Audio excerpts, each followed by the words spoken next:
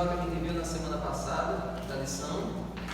Semana passada foi um tema muito bom, dá para a gente comentar, foi bem interessante, que é vivendo pela fé. Vivendo pela fé.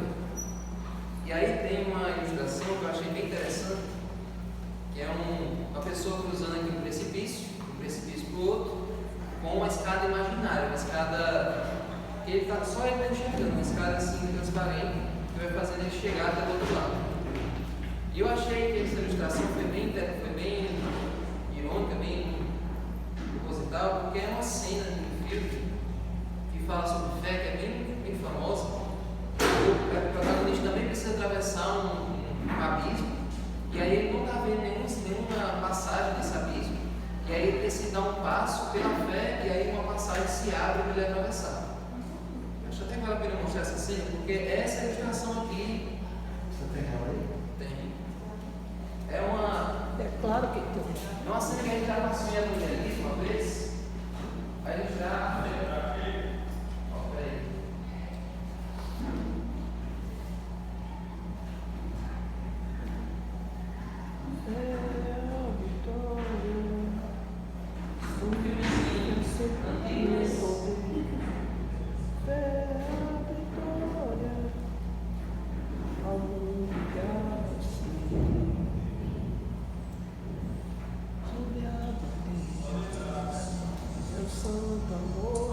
O personagem precisava atravessar esse abismo. Eita.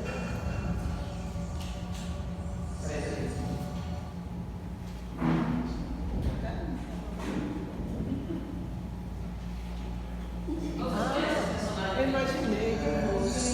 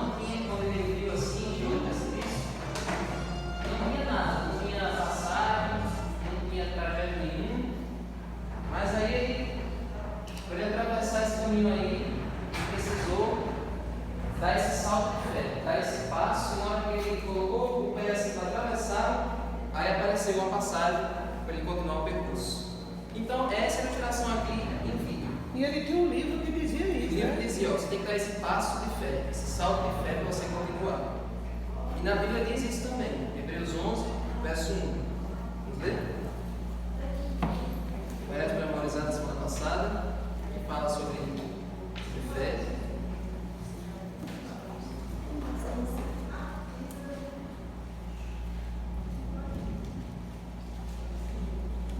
Diz assim: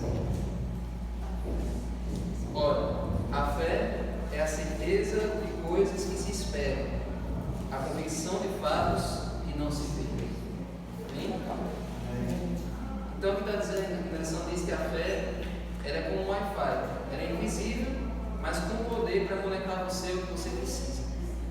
A fé justamente está ligada com coisas que a gente não vê, coisas que a gente não pode tocar, coisas que a gente não pode provar de forma material. A fé está ligada a coisas que a gente espera, mas que ainda não se concretizaram. É você ter certeza. A fé não é só dizer, eu acredito. A fé é você ter certeza absoluta de que aquilo existe, mesmo que você não possa provar, mesmo que você não possa ver. Então, como é que está a sua fé hoje? Como é que você fala em diagnóstico da sua fé hoje?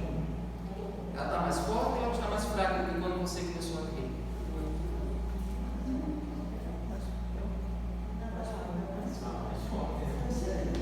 À medida que a gente começa, tem que crescer. À medida que a gente começa essa comunhão com Deus, estudo da sua palavra todos os dias, se a gente ir nisso por certo, eu acho que se a gente tiver com o coração aberto, Jesus vai trabalhando, o Espírito Santo vai trabalhando. A menos é que a gente não dê ao Espírito Santo essa abertura, né? Que a gente não pode por esse coração. Acho que você falava um dia disso aqui, que Deus, né? A luz, esse sol da justiça que derrete a cera, é o que nós vemos, né? É suar, assim é o coração humano, né? Em alguns momentos a gente tem que dizer ao Senhor, torna esse coração de cera, né?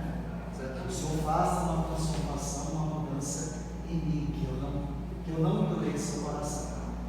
Aí, para a gente endurecer o coração, para a gente não duvidar, porque a dúvida é um princípio já do engano, né?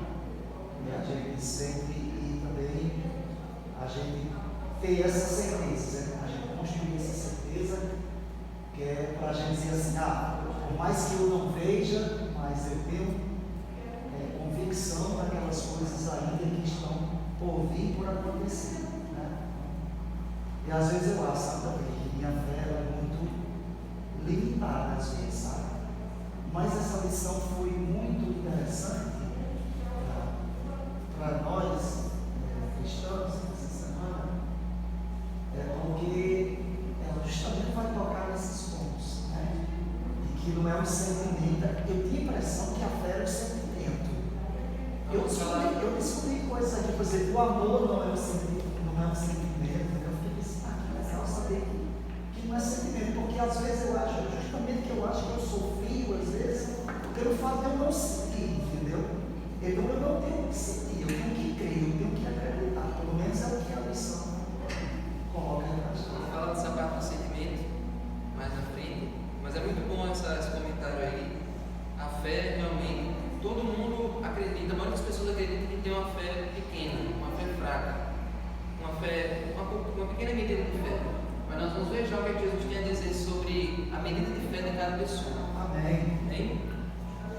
Agora, vamos lá, no domingo fala o seguinte, que muita gente hoje diz assim, se eu vivesse na época do Êxodo, ou se eu vivesse na época de Jesus, eu nunca duvidaria.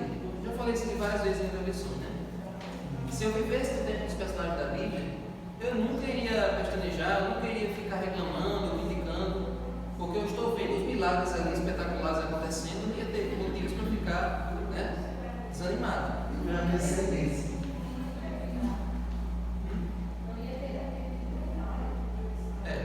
Se eu vivesse naquela época, eu não teria motivo para duvidar, né? Se eu visse o maná, se eu visse a coluna de nuvem, de fogo, se eu visse o mar vermelho, se eu vivesse naquela época, eu não teria dúvida nenhuma. Eu tenho essa impressão também, que eu não tenho, mas eu acho que Por que é mais fácil crer hoje do que no tempo da Bíblia? Porque no tempo da Bíblia não tinha Bíblia. Mas vamos lá, vamos refletir na polêmica que é essa pergunta. Porque hoje a gente tem a Bíblia e a gente só imagina o que aconteceu. Naquela época o pessoal não tinha a Bíblia, mas eles estavam vendo as coisas acontecerem. Mas aqueles não estavam vendo literalmente ali na frente deles os milagres. Por que hoje é mais fácil do que naquela época? A gente também veio, orações respondidas. Porque naquela época e hoje, a maioria do ser humano, tem que ver e tocar. A maioria tem que ver. Ele não vai acreditar, às vezes, na palavra que aconteceu aqui de fulano, que Deus fez aqui na vida de fulano. Eles têm que ver. A maioria do ser humano hoje, falando em geral, tem que ver ou tocar. Aí é igual aquele Tomé, né? Muitos precisam ver ou então tocar, para saber que aquilo é verdade. Ele crê que é verdade. Pois é. Mas a gente hoje também vê, né? Os milagres não tão assim, porque naquele tempo tinha pessoas que ouviam literalmente a voz de Deus, né? E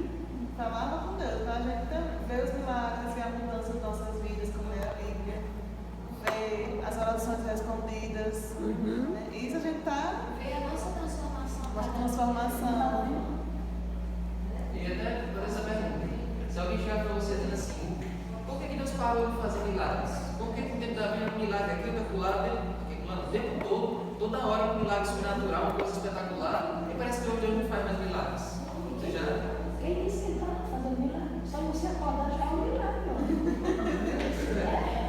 Eles também não sabem, eles não têm informação, né? Quer dizer que esse é um milagre histórico. Eu acredito que só a gente abrir os olhos já é um milagre histórico, mas a gente é tão mal agradecido, vamos dizer assim, que a gente acha que não é um milagre, a gente abre os olhos. Quer ver, né?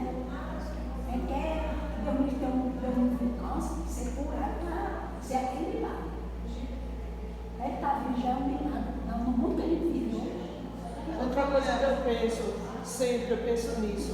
Hoje a alimentação que a gente tem, ela é tão falsa e nós estamos vivos. Porque só em pensar que o trigo já foi modificado mais de 400 vezes e a gente está vivo. Tudo que a gente come é transgênico, tem agrotóxico, tem tudo no mundo. Mesmo que a gente busque, mesmo que a gente busque comer o mais natural possível, mas não é mais natural. E a gente vive aí 60 anos, 70. Não é? Pois é. Então, gente, cada geração, não importa a época desse mundo, todo mundo pede um sinal a Deus. Deus, prova que o Senhor existe, prova que o Senhor é real, porque a gente só ouve falar do Senhor, mas nunca vê o Senhor visivelmente. Então, cada geração, cada pessoa nesse mundo já teve um momento assim, pedir um sinal a Deus. Me dê um sinal se a minha escolha é certa ou errada. Então, no tempo de Jesus, ou seja, Jesus ali, carne e osso, chegava para Jesus e perguntava: mostra-nos um sinal. Jesus estava ali e ele chegava para pedir um sinal. Olha aí, Marcos 8, versos 11 e 12. Essa geração perversa pede um sinal, mas não será o sinal, não será dado. Senão. Marcos 8, versos 11 e 12.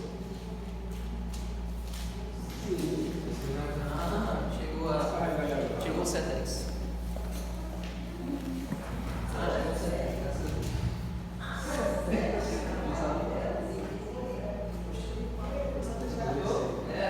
Entra aí, deu um feliz saber para os irmãos,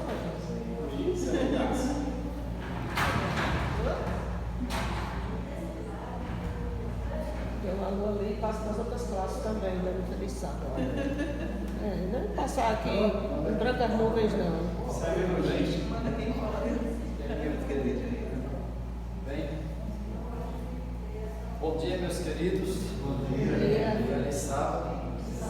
Vocês estão aí com o pastor Davi, né? Sim. Davi. Pastor e professor. Você é o pregador de hoje? Não, está parecendo pastor assim. Mas Davi, a gente tem boas recomendações no distrito, né? Davi é um homem de Deus. Estão em boas mãos, né? A propósito, só pegando uma carona aqui da oportunidade que a secretária me deu, nós estamos com o Congresso das Mulheres, né? Que vai acontecer na cidade de Mossoró, no mês de novembro. Um percurso lá, mas aqui do Dom Eliseu, Davi, a gente não tem nenhuma inscrição ainda de nenhuma mulher. Não sei se as mulheres aqui estão com frio, né? Mas diga para elas, se tiver frio, lá é bem gostoso, lá é quente, né? Amém? Deus abençoe. Deixa eu ir aqui na outra Vá. classe aqui. Mais 3, tem mais 3 classes aí. Deixa eu fazer uma coisa. Vai. Marcos. Chega dando isso. Marcos 8, versos 11 e 12. Os fariseus chegaram e começaram a discutir com Jesus logo quem, né? E tentando pediram-lhe um sinal vindo do céu. Pediram a Jesus um sinal vindo do céu para provar alguma coisa. Jesus, porém, arrancou do seu íntimo, do seu espírito um gemido. Interessante, né, essa frase aí. Arrancou do íntimo um gemido, ou seja, Jesus e disse: por que essa geração pede um sinal? Em verdade lhes digo que nenhum sinal será dado a essa geração. Ou seja, é autoexplicativo. Por que está pedindo um sinal se eu estou aqui? É isso. Cristo já era a luz para eles, né? Ele já tinha uma luz espiritual, não precisaria outra coisa acontecer. Uma pessoa que também parece com isso, se és tu filho de Deus, né? Satanás é. Mas realmente os fariseus, esses que pediram o sinal, eles estavam cheios de Satanás. Eles estavam inspirados por Satanás para fazer isso, para desafiar Jesus. Nefrese tem razão. Eles estavam. É por isso que Jesus chamava eles de raça de víboras, raposo. Agora, Felipe também falou que um outro detalhe que a pessoa fez um pedido bem esse, que foi lá em João 14, quando Felipe perguntou a Jesus: mostra-nos o Pai, isso nos basta. A gente só quer ver o Pai. Aí Jesus diz: mas eu estou com vocês há 3 anos e meio, e vocês ainda dizem que não conhecem o Pai, eu e o Pai nós somos um. Ou seja, Meu Pai vê a mim e ele vê a mim, meu Pai. Jesus e o Pai e o Espírito Santo são a mesma pessoa. Então, se você está vendo um, você está vendo os outros dois. Inclusive, mãe uma vez teve um sonho, que ela sonhou com a Nova Terra, que lá ela encontrava Deus Pai, e Deus Pai era com a mesma fisionomia de Jesus que a gente conhece. Foi? Foi esse sonho. E que ele abraçava 4 pessoas de uma vez, assim, de boa. O abraço de Deus. E aí eu, a mãe dela e outras 2 irmãs, a gente queria ver. Agora a gente vai ver o trono de Deus, Deus o Pai. E a gente foi chegando, caminhando por cima das pedras preciosas assim, e iluminando. Aí quando se levanta é Jesus. Aí vem abraça mais 4 assim, e diz, aí ele diz: sejam bem-vindas à casa do Pai. Eu nunca esqueci isso. Então, ver o Pai, ver o Filho e o Espírito Santo, eles são a mesma pessoa. Então, gente, será que a gente também faz o mesmo que os fariseus fizeram com Jesus? A gente discute com ele e fica pedindo provas, fica pedindo sinais? Será que às vezes a gente faz com que Jesus suspire do jeito que ele suspirou aqui? Por que a gente não precisa de sinais hoje? Está tudo revelado aqui na palavra. Ou seja, agora acreditar pela fé, como o irmão disse aí, evidências. Está tudo posto, não tem mais, não precisa discutir nada. Apesar que a gente precisa pedir a luz à compreensão da palavra, porque alguma parte aqui da leitura vai dizer que Jesus deu esse suspiro, porque Jesus vai dizer assim: o povo incrédulo, entendeu? Porque eu convivo com eles, eu já sou a própria luz.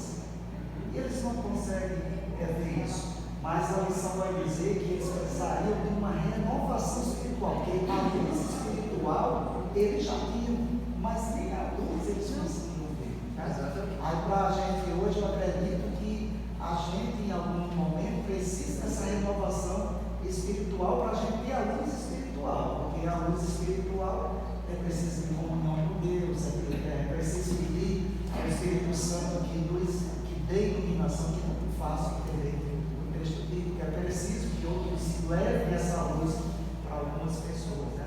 Exatamente. Gente, agora eu vou provocar mais vocês. Eu perguntei agora, vocês todos responderam que hoje a gente não precisa mais de sinal, hoje a gente não precisa mais de pedir sinal a Deus, porque já está tudo revelado. Agora uma coisa que Teresa falou: às vezes a gente pede um sinal a Deus para confirmar algum pedido nosso. Deus, se aquela pessoa é certa para mim, mostra um sinal que aquela pessoa é certa. Se aquele emprego é para mim, me mostra um sinal de que aquele emprego é o que a gente deve entrar. Aí a gente faz isso hoje. Mas será que isso é certo? Olha, eu quero mostrar para vocês aqui um episódio que está lá em Juízes 6. Mas pode ser certo. Porque se a resposta de Deus for contrária ao que a gente pensa, talvez ele tenha algo melhor para a gente lá na frente. A gente às vezes aqui não acredita, às vezes aqui, a gente às vezes é imediatista, entendeu? Então, em alguns momentos eu acredito que sim. Vamos ver? Juízes 6. Juízes 6. Pastor fez uma história geral, né? Subiu muito lá em cima. Juízes 6. Juízes 6. Na história de Gideão. Peraí, só me segura aqui. Não está na lição, você não aprendeu. Vem aí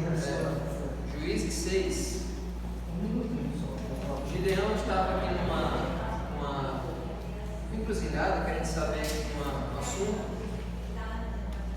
para saber se ele lideraria o povo de Deus numa batalha, certo?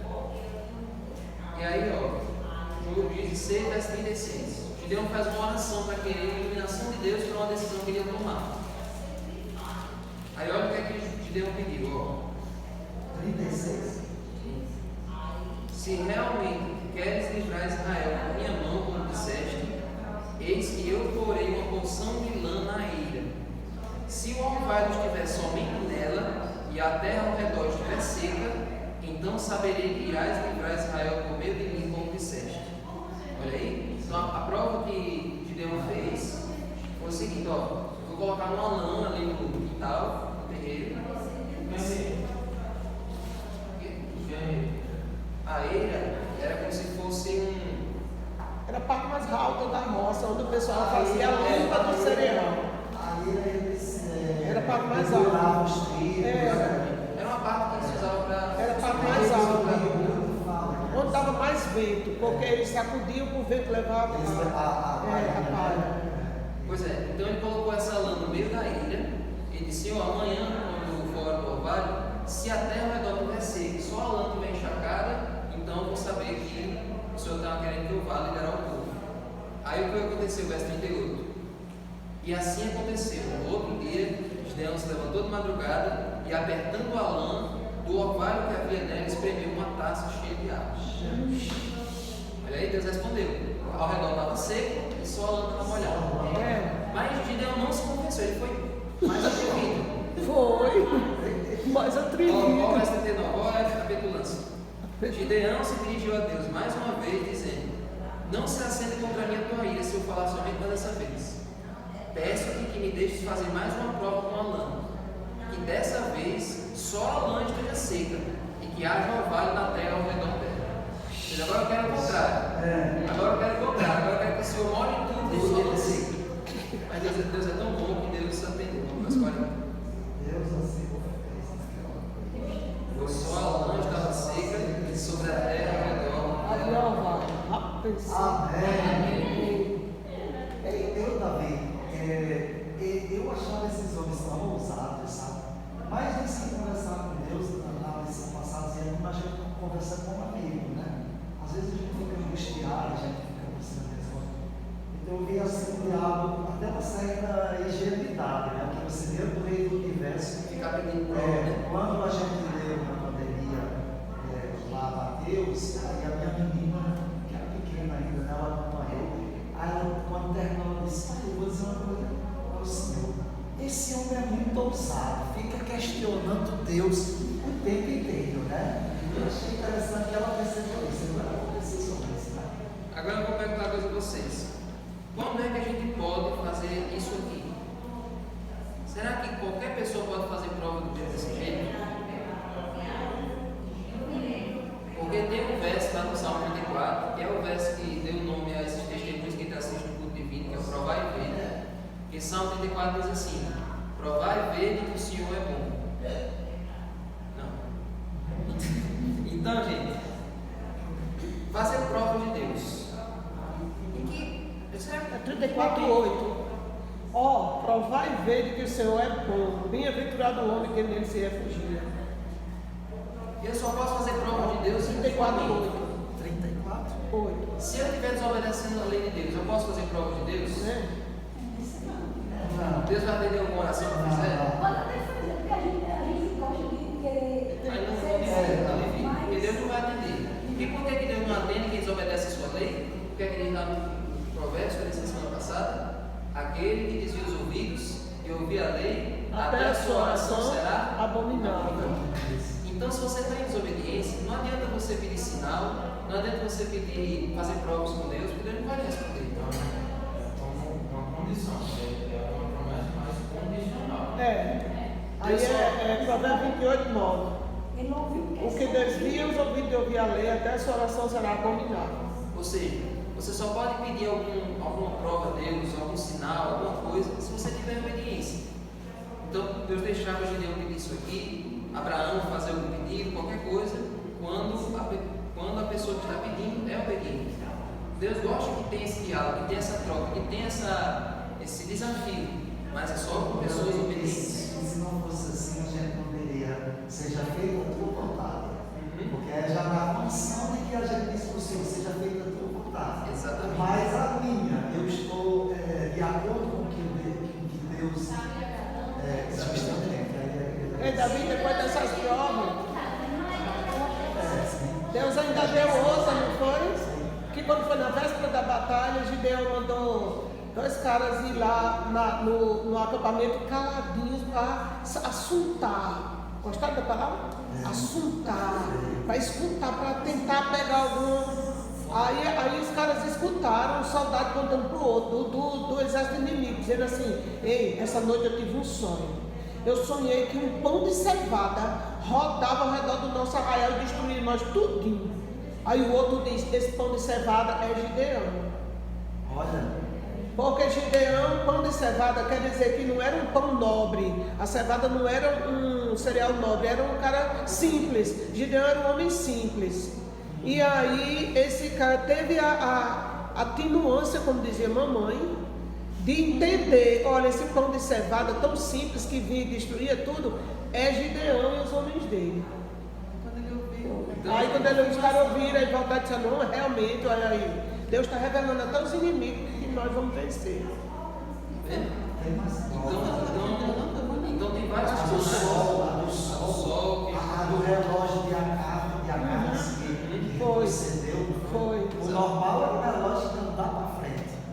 Mas ali foi o contrário, né? Parou. Exato. Voltou. Então tem vários sinais que Deus só atende esses sinais se a pessoa for obediente. Ezequias. Agora, gente, seguindo aqui mais para frente. Não, ainda nisso aqui tem um negócio interessante. Deus não nos pede uma fé cega. Por que Deus não pede de nós uma fé cega? Que a gente acredite cegamente no que Ele diz. Por que Deus dá o trabalho de dar evidências? Deixa ele responder. Vocês estão falando demais aqui. Deixa eu responder. Porque Deus poderia ser assim: acredite em mim e acabou-se. Eu não vou dar explicação nenhuma para vocês acreditarem. Por que Deus se dá o luxo de dar evidências para que a gente acredite? Silêncio. Palavra já faltando, você. Silêncio do tribunal. Não ouvi, não. Ela disse que Não, assim, quando mãe faleceu, né? Que eu estava estudando muito sobre fé, que eu acreditava em falta de fé. Aí eu vi a diferença de fé e fideísmo. Aí eu descobri essa palavra, fideísmo, né? Que diz que fideísmo é aquela fé, é essa fé. É a fé cega. Acreditar sem saber porquê. É uma crendice. E a fé em Deus é uma fé confirmada. É uma fé que você tem a fé que as coisas podem acontecer também assim. Deus faz no sobrenatural. Mas que isso é confirmado que Deus é todo poderoso, que Ele tem o poder, que a fé em Deus não é cega. A fé em Deus é que eu não estou sabendo usar as palavras certas.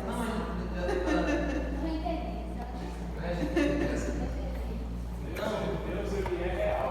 E a nossa fé precisa também ser real. A gente precisa entender que, mesmo com as circunstâncias da vida e com o pecado que há no mundo, as coisas, elas a Bíblia fala que tudo coopera para o bem daqueles que amam a Deus.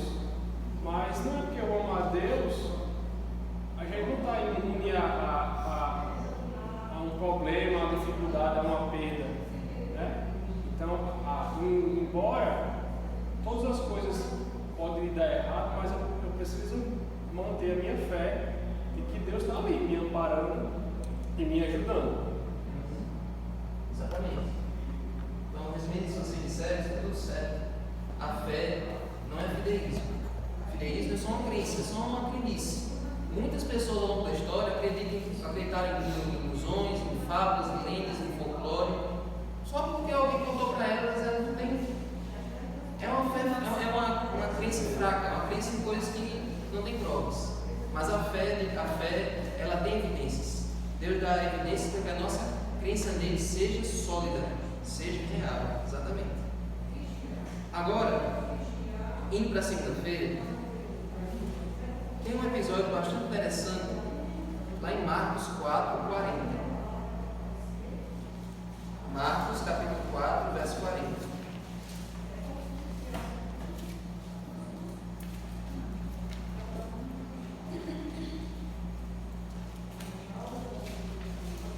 Marcos capítulo 4, verso 40. Nós vamos comparar esse episódio aqui com outro da vida de Jesus. Aí vai ter muito material para vocês conversarem. Eu vou liberar aqui o microfone. Som aqui do Jesus. Marcos 4, verso 40. Aqui é aquele episódio que Jesus acalma a tempestade. Diz assim: então Jesus lhes perguntou: por que vocês são tão medrosos? Como é que ainda não têm fé? Jesus está dizendo isso para os discípulos.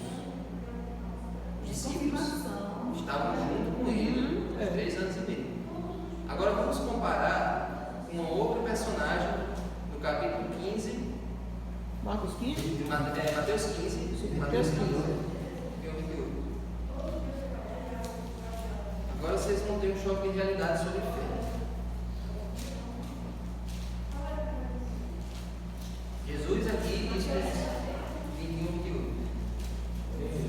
Esse acontecimento dessa mulher, isso foi antes desse com os discípulos ou depois? Acredito que foi depois. Mesmo assim, não tem desculpa não. Aí Mateus 15, 21 e 28. Vamos comparar a fé dos discípulos com essa fé dessa mulher aqui. Aqui é uma história bastante conhecida. Saindo dali, Jesus foi para a região de Tiro e Sidom. Eis que uma mulher cananeia, estrangeira, que tinha vindo daqueles lados, clamava: Senhor, filho de Davi, tenha compaixão de mim, minha filha está horrivelmente endemoniada. Jesus, porém, não lhe respondeu palavra. Então seus discípulos, aproximando, disseram: mande embora, pois vem gritando atrás de nós. Mas Jesus respondeu: não fui enviado senão as ovelhas perdidas da casa de Israel. Ela, porém, veio, o adorou, dizendo: Senhor, me ajude. Aí vem aquela polêmica resposta de Jesus: não é correto pegar o pão dos filhos e jogá-lo aos cachorrinhos. A mulher disse: é verdade, Senhor, pois os cachorrinhos comem das migalhas que caem da mesa dos seus donos. Então Jesus exclamou: mulher, que grande fé você tem, que seja feito como você quer. E desde aquele momento a filha dela foi curada. Ela era uma mulher estrangeira, ela era uma mulher canaã, ela não era do povo de Deus. E mesmo Jesus tratando ela daquele jeito, de forma proposital, para mostrar para os discípulos que ele estava oferecendo cura para as pessoas de outro país, mesmo Jesus tratando ela daquele jeito, ela ainda assim ela suplicou e disse que os estrangeiros ainda comiam das migalhas das bênçãos que o povo de Israel recebia. E Jesus, no final, ele elogia, diz: olha, que grande fé você tem. Olha a comparação. Na minha Bíblia diz assim: ó mulher, grande é a tua fé. E tem outro episódio que Jesus cura o filho do servo do centurião, e no final Jesus diz assim: nem em Israel achei fé como a desse centurião. O centurião é romano, né? Então compara um centurião, uma mulher cananeia, uma mulher estrangeira, receberam o elogio de Jesus com relação à sua fé, e os discípulos que viviam com ele eram homens de pouca fé. E aquele. Pedro na frente, não vai? Davi, e aquele que mamãe gosta de pregar sobre ele, de Atos? Aquele que é na letra C, o nome dele, eu não esqueci. Cornélio, né? Que ele orava, dava esmola, e ele também era um chefe de uma de soldado, né? Ele era romano. E Deus mandou um anjo falar com ele, não foi? Para mandar buscar Pedro para pregar para ele. Por que os estrangeiros nessas histórias têm mais fé do que os próprios judeus? Davi, eu tinha, quando eu estava estudando aí, tem uma passagem que diz assim: olha, que a mulher cananeia, como alguém que não era originalmente convidada, né, para a festa principal, que ela representava o povo gentil, mas ela tem Jesus, que acredita que até mesmo as migalhas das bênçãos seriam suficientes para atender a sua necessidade. Depois eu, assim, estudando no material, eu vi que ela representava aquele povo gentil e o anfitrião da festa ali, porque quem era convidado talvez sentasse nos melhores lugares, né? E ela não, ela, na condição de uma pessoa humilde, provou, né, para Cristo. Olha que interessante isso que você falou. Aquela mulher tinha uma fé grande, vivendo só com as migalhas das bênçãos. E os próprios judeus que recebiam a bênção na íntegra tinham pouca fé.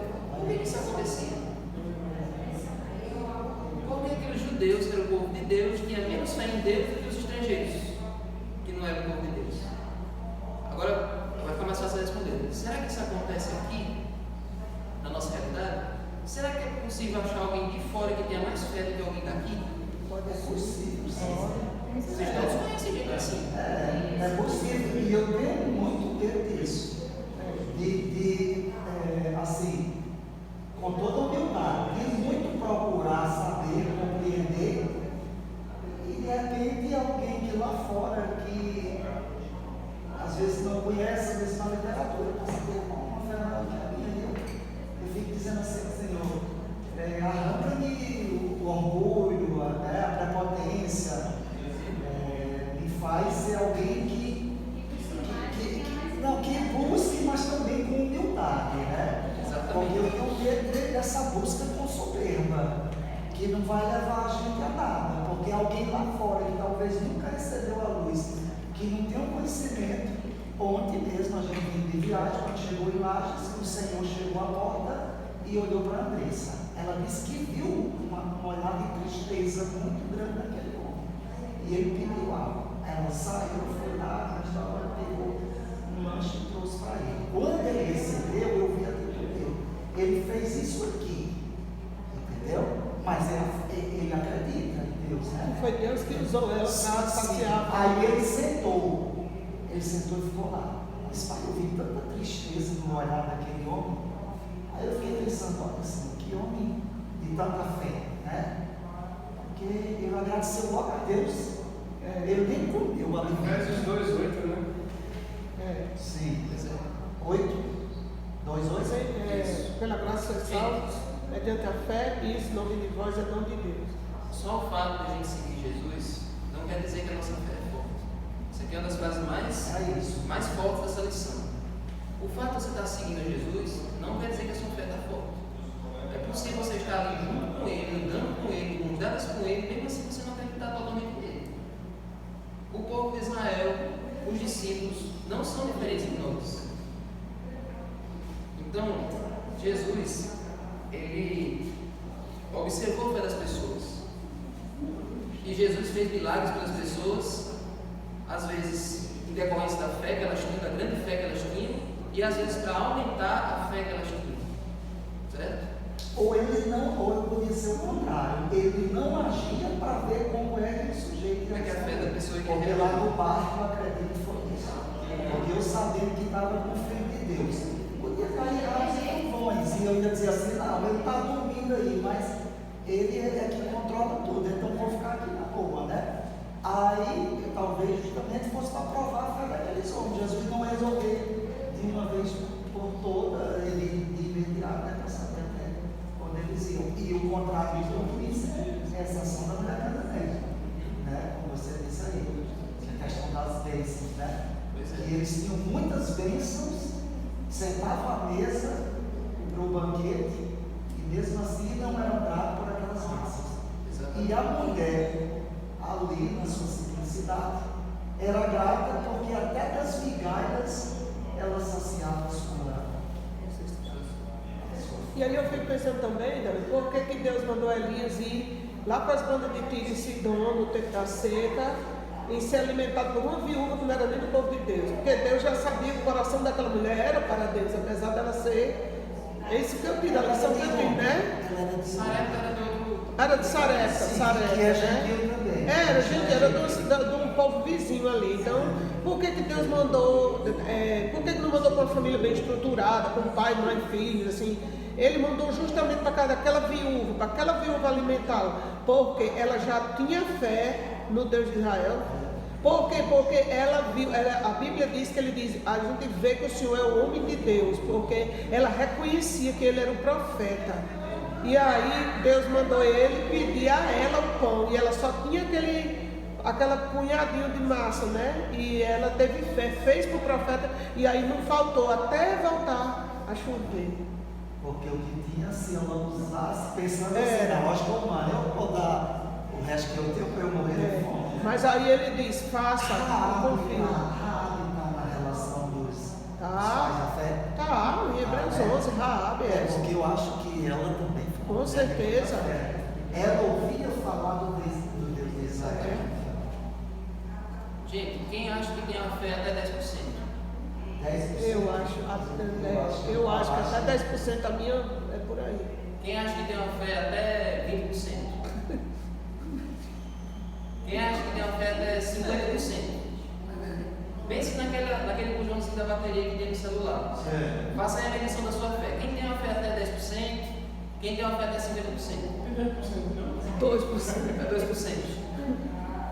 Olha, o que a gente leva é 100%, né? Mateus 17 e 20. Vamos ver. Certo. A gente tem uma fé 100%, cada dia, apesar de a gente cair em tudo. A gente quer, o nosso objetivo é uma fé 100%. Mas olha o que Jesus diz sobre o tamanho de fé.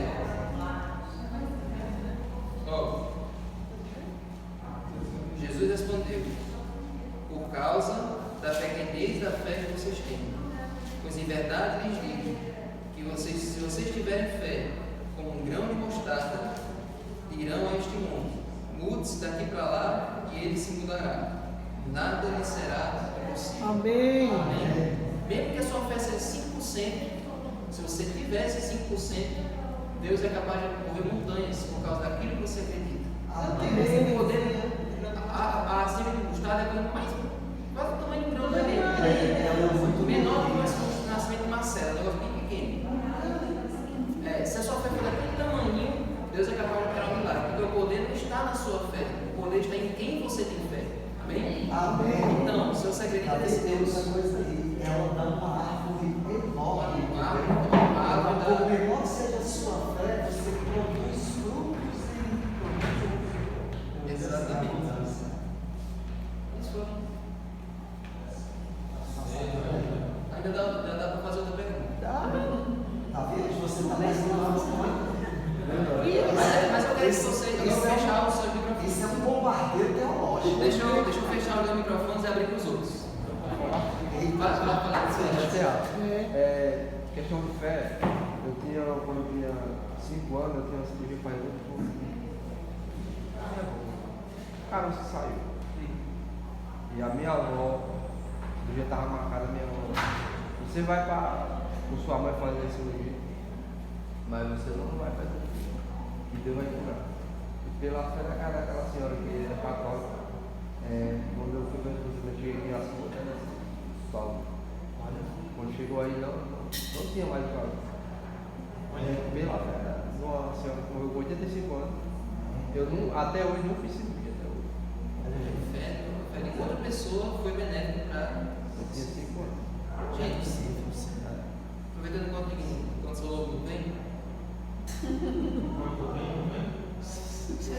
A gente nasce com fé ou ela surge depois? Ela surge depois. É porque o microfone estava fechado, aí eu. Você está falando com a câmera aberta e não fechada. Não tem como a gente ter a fé que não vem de nós. A fé não vem de nós, vem de Deus. Como é que a gente vai nascer com ela? A gente já nasce com fé ou a fé surge depois? A gente já nasce incrédulo e a gente tem fé depois? Ou todo mundo quando nasce já tem uma porção de fé? Não, então nós somos Já nasce com fé. Deixa eu deixar mais polêmico no final. Gente, eu vou responder um negócio para vocês. Eu já preguei essa mensagem algumas vezes na igreja, nos estágios da fé. Eu já mostrei do bebezinho até o idoso. todo mundo nasce com uma porçãozinha de fé. Agora essa fé, ou ela é desenvolvida ou ela é enfraquecida ao longo da vida. Quando a gente é criança, a gente nasce com aquela fezinha dependente dos pais, com aquela nossa ligação religiosa e muito ligada aos pais. Aí na adolescência, na juventude, essa fé vai ficando independente até ficar uma fé consolidada na vida adulta. Mas todo mundo nasce com uma porçãozinha de fé. Isso é inegável. Agora, se os pais não ajudam a desenvolver a fé, aí atrofia. Sabe por quê, gente? Tem uma área do nosso cérebro que tem um buraco lá que só Deus preenche. Tem acho que até no hipotálamo, tem uma região que tem um nomezinho, que é um lugar de Deus. Ali é o lugar que pertence a Deus. Se você não preencher com Deus, esse lugar vai ficar vazio pro resto da sua vida. Você pode tentar preencher esse lugar com pessoas, com dinheiro, com coisas. Esse lugar não vai se preencher, somente com Deus. Está no céu.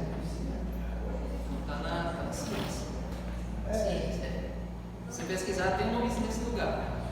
Então, gente, todo mundo já nasce com esse lugarzinho destinado à fé. Se a gente não alimentar esse lugar com as coisas de Deus, ele sempre vai ficar vazio. E todo mundo aqui tomou a decisão de deixar a fé florescer na sua vida.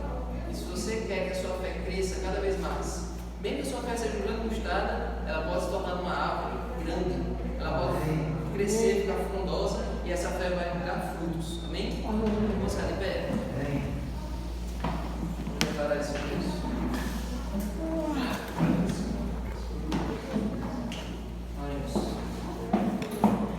Senhor Deus, aqui, Senhor, nós estamos fazendo o mesmo pedido que os discípulos fizeram. Aumenta-nos a fé. A gente ainda duvida muito, a gente ainda questiona muito, a gente ainda pede muita coisa, muitos sinais para crer, mas nos ajuda, Senhor, a crer em Ti, não pelo que o Senhor pode fazer, mas pelo que o Senhor é. E mesmo que o Senhor não haja, mesmo que o Senhor não intervenha em algumas situações, mas nós ainda vamos continuar acreditando em Ti, vamos continuar adorando o Senhor, porque o Senhor é bom e a Sua misericórdia dura para sempre. Amém. Que pelo fato do Senhor ser bom e estar olhando por nós, a nossa fé nunca vacila. Que nós nunca possamos perder de vista a esperança da volta de Jesus. Sim. A esperança da vida eterna, que é ela que nos guia. Ela ainda está no futuro. Nós não temos como ver, mas nós já cremos e temos a certeza que nós já recebemos as bênçãos antes mesmo delas chegarem. Fique com cada um de nós, dando um feliz sábado, em nome de Jesus. Amém. Amém.